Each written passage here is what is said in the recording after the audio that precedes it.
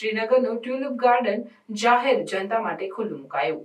આ વર્ષે 17 લાખથી વધુ ટ્યુલિપ્સ અને 74 જાતોનું કરાયું વિશિષ્ટ પ્રદર્શન.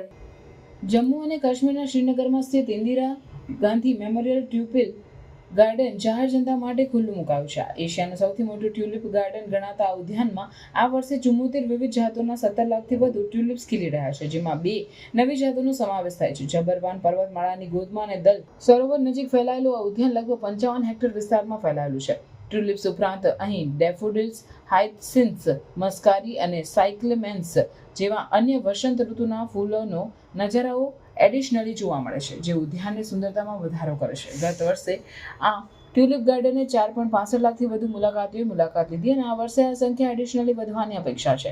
મુલાકાતીઓની સુવિધા માટે પાર્કિંગ સુવિધામાં વધારો કરવામાં આવ્યો છે અને પ્રવેશ પ્રક્રિયાને સરળ બનાવવા માટે ટિકિટિંગ સિસ્ટમ રજૂ કરવામાં આવી છે. ટ્યુલિપ ગાર્ડનના ઉદ્ઘાટન સાથે જ કાશ્મીરમાં પ્રવાસન સિઝનની શરૂઆત થાય છે. ઉદ્યાનની મુલાકાત લેતા પ્રવાસીઓ માટે સુંદર ફૂલોની વચ્ચે સમય વિતાવવો યાદગાર અનુભવ બની રહે છે.